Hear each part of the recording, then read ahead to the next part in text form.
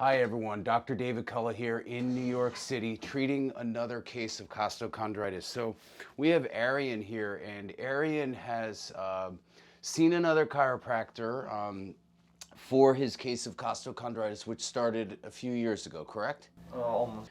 So almost 2 years ago, he has had a lot of success with chiropractic, but it keeps coming back. Is that right? Yes, that's enough. Okay, so I found something interesting. He came here all the way from New Jersey, traveled almost 2 hours to get here, and I want to show you guys something that may have been missed by his chiropractor. No criticism of his chiropractor, because not all chiropractors do extremities or adjust extremities, meaning shoulders, rib cage, elbows, wrists, hands, fingers, so on and so forth. So we're going to have you take your shirt off, okay, and stand up, and I'm going to show everybody what's going on here.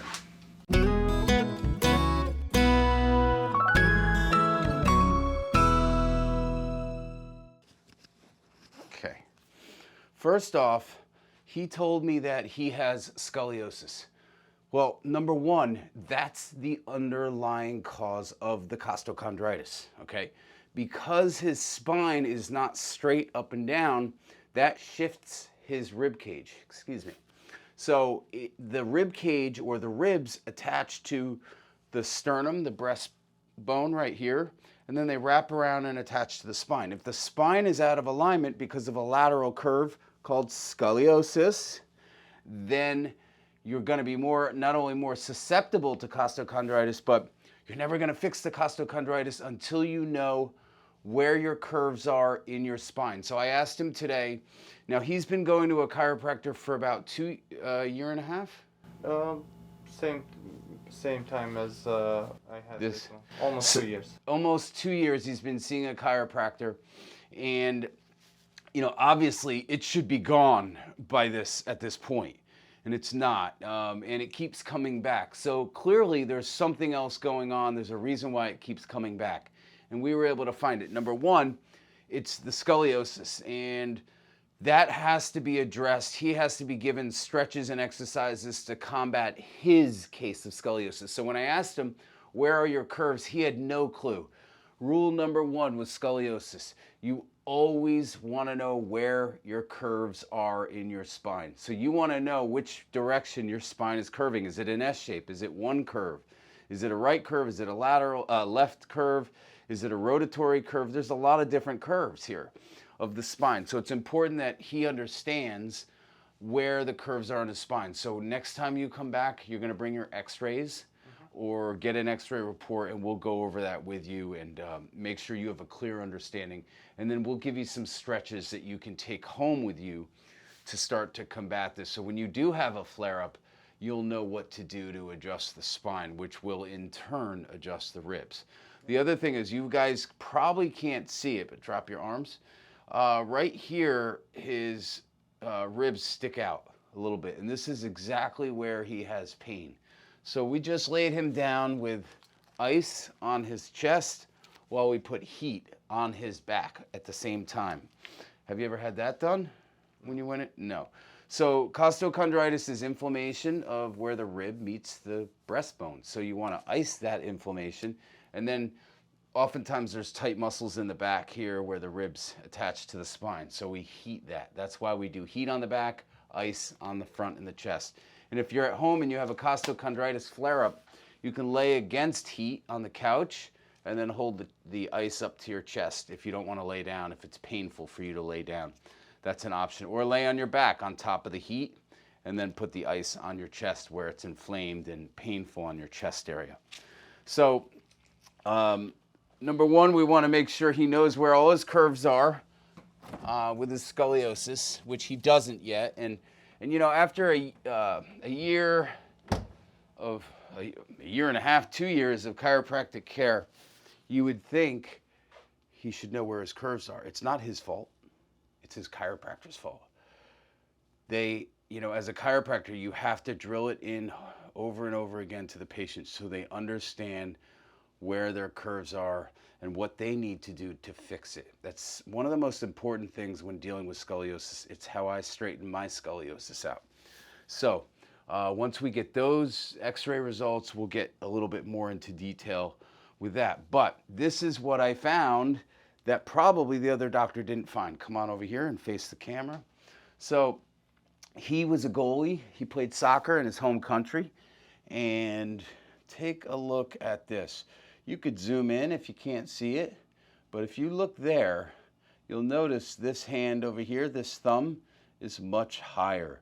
All it takes is a 5 millimeter difference, and that looks like well over 5 millimeters to me, to have a separation here. Doesn't have to have pain. In fact, he has no pain. But if he bends his arms and raises that arm all the way up, go up to the top. Okay, good. Now try this one slowly. Is it more restricted on this side? Yeah, a little bit. Yeah.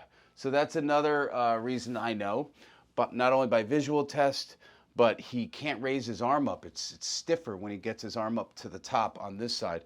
And then the third thing was we muscle tested him and we tested this joint and it showed up positive. So we're going to correct that, and he's going to speed through this healing process of costochondritis much faster because that was missed on the same side of where he has costochondritis. So let's go ahead and start with your back. So lay on your stomach. Okay, I want you to take a deep breath in. And to me, it looks like he has a little bit of a left curve in his upper back. So I'm going to stand on the left side and blow all the way out. All the way out. And relax your shoulders. Yep. Good. And again, deep breath in. And blow all the way out. Relax your shoulders. And relax this shoulder here. Good. Okay. Turn over on your back for me. So we're going to do some cold laser here on his chest, and we're going to use two different lasers. His case of costochondritis, I wouldn't call it severe. We've seen much worse in this situation, but we may end up sending him home with a laser so that he can treat at home, because he comes from pretty far. To travel 2 hours here is a lot, and then we may be able to get him to see his chiropractor in New Jersey after a few visits. And what I'm doing here is I'm scanning the rib cage area. And there we go. Is that one of the tender spots right there? Mm-hmm. Yeah. So this laser is amazing. It finds areas of inflammation, soft tissue damage underneath the laser. And we're just going to scan the area. He has a very small focal area of pain in his chest. A lot of people have it throughout their whole chest area, under the rib cage in the back. So his case is not as severe, and this he should make a full recovery from this without any residuals, okay? Yep. All right, it's going to tell us how long to dose for. There we go. That wasn't too bad. And do you work in Jersey too? Yeah, I work as a waiter. Okay. So you're lifting trays and stuff like that all day? Right hand, yes. With your right hand, okay. So far it found 2 areas of inflammation, all where he has tenderness. And we're just going to go over those areas again just to double check them. You won't feel anything. Now, he has had cold laser therapy done at the chiropractor's office, but only twice. So what's surprising to me is it's been about 2 years of care, and he's only had a few laser treatments. That's a bit of a surprise to me, especially considering he's still complaining of the symptoms.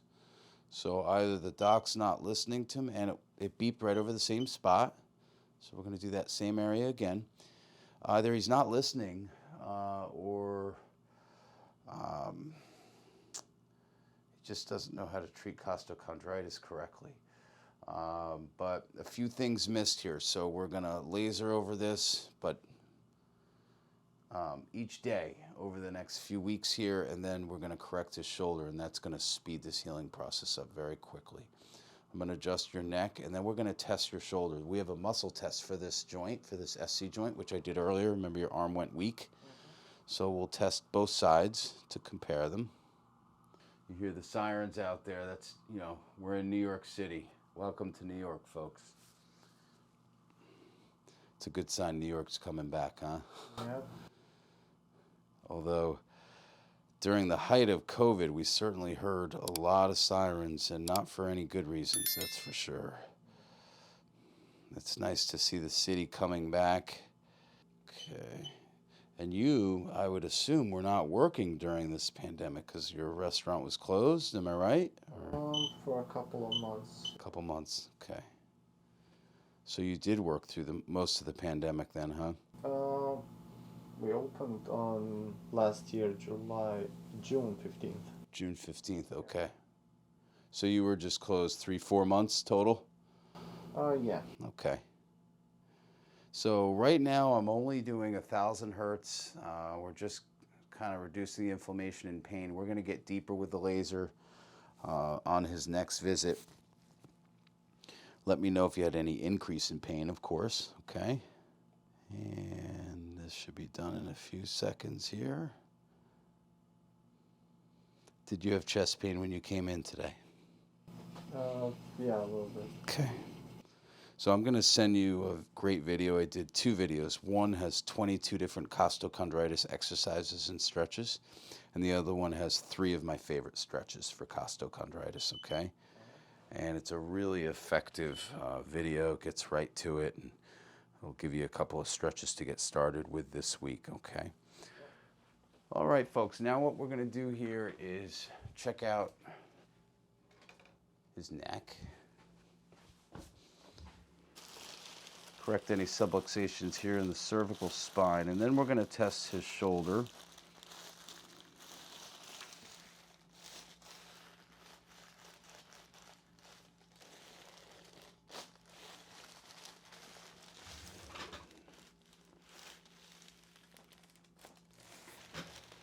Okay, now we're going to take the good arm, and I'm going to pull this way, then diagonally down this way. You resist me, lock the elbow, and on 3. 1, 2, 3, resist. Good. And 1, 2, 3, resist. Good. He was strong on both tests. Now we're going to check the affected shoulder. And on 3. 1, 2, 3, resist. 1, 2, 3, resist. Okay. And relax here. So that last one was weak. Was it painful at all? Even slightly? I mean, maybe a little bit, yeah. A little twinge? Okay. So he said it was a little painful, not bad, but that doesn't surprise me because he doesn't have any shoulder pain even in the first place. He wasn't complaining of that. But watch how that test will strengthen, and then he'll be able to raise his arm completely up without any friction or you know, immobility in that shoulder joint. So I'm going to have you slide up. There we go. Right there is perfect. You can slide down just a smidge for me. There you go. Perfect.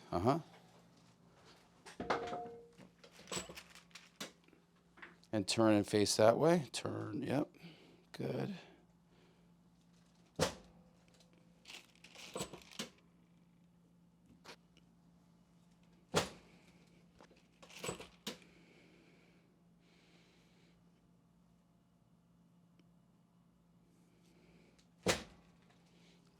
Okay.